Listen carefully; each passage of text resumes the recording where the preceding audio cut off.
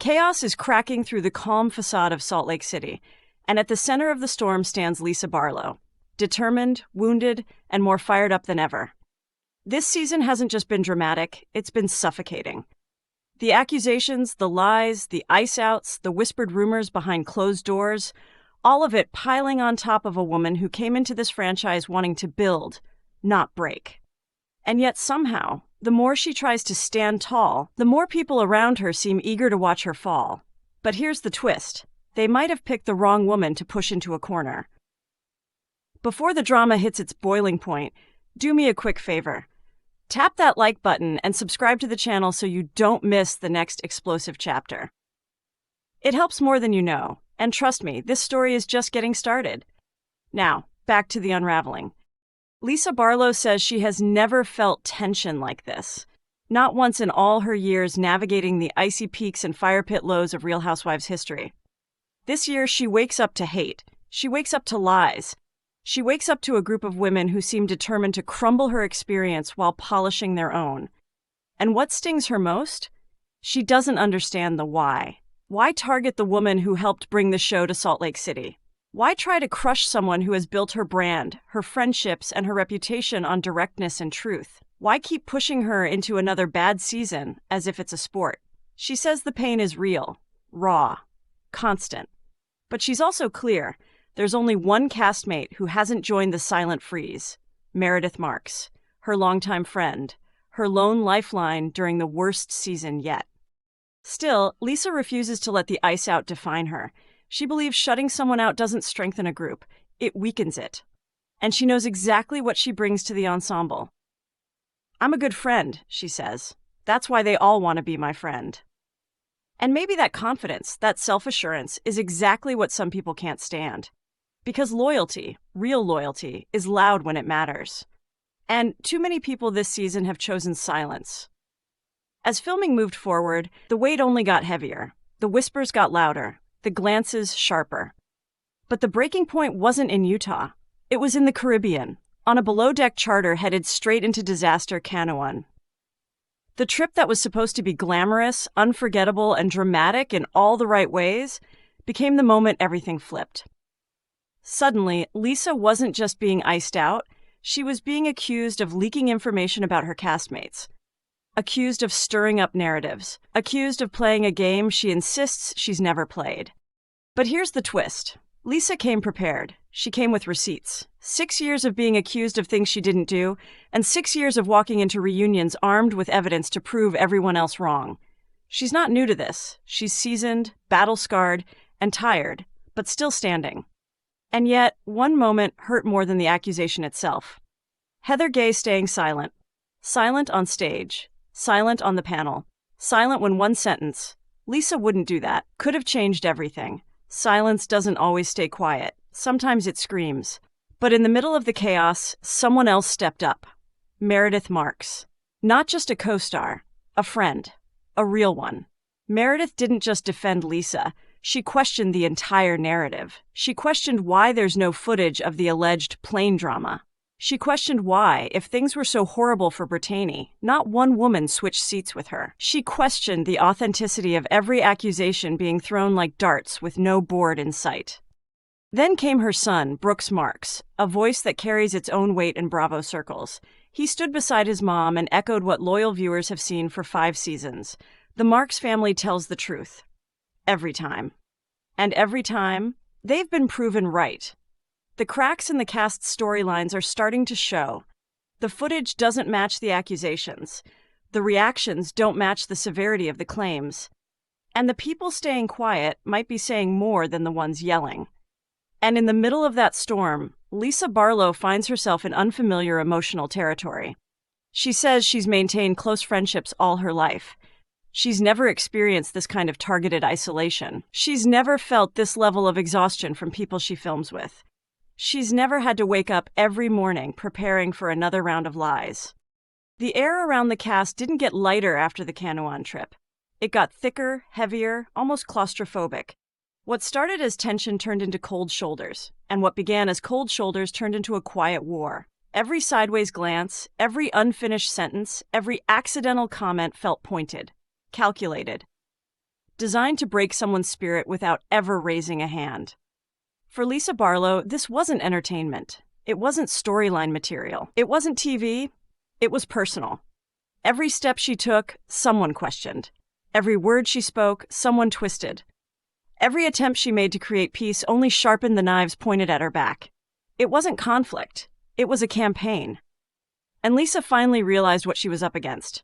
Not one argument, but a chain reaction of resentment that kept getting passed from castmate to castmate like a virus. This season turned into something darker than she expected. And yet, she kept filming. She kept showing up. She kept speaking truth even when it felt like the entire room preferred the lie. But the interesting part, the more the cast tried to isolate her, the more the audience leaned in. You can't silence someone who refuses to shrink. You can't bury someone who comes with receipts. You can't twist a narrative when there's no footage to back it up. And that became the season's biggest red flag. The plain drama that supposedly caused chaos, no cameras, no audio, no witnesses except the people pushing the story. And Meredith Marks wasn't afraid to call out that convenient gap. If something was that bad, we would have footage. Meredith said it plainly, and suddenly the viewers started questioning everything they'd been told. And that's when the foundation of this season's accusations started to crack. The truth is, the cast underestimated Lisa. They underestimated her resilience, her transparency, her willingness to walk into a reunion with a binder full of evidence if she has to. But what hurt her isn't the accusations themselves. It's the betrayal behind them.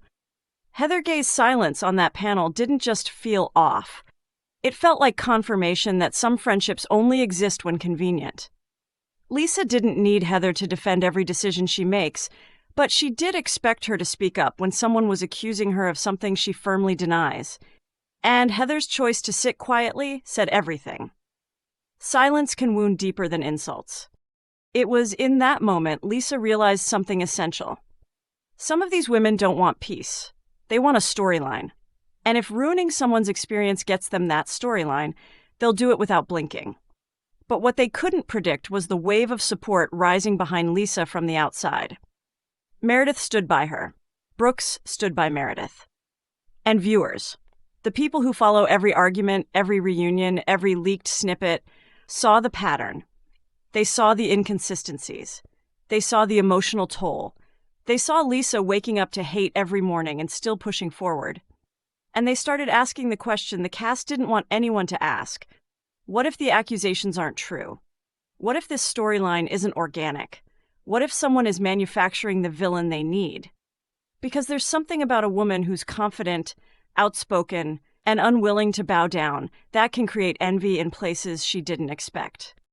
As the season barrels toward its end, Lisa stands in the center of a fractured cast, bruised but unbroken. She isn't pretending everything is fine. She isn't sugarcoating the hurt, but she is reclaiming her voice. For the first time in a long time, she's choosing to stand in the storm instead of running from it. Because she knows this truth. You don't need everyone to like you.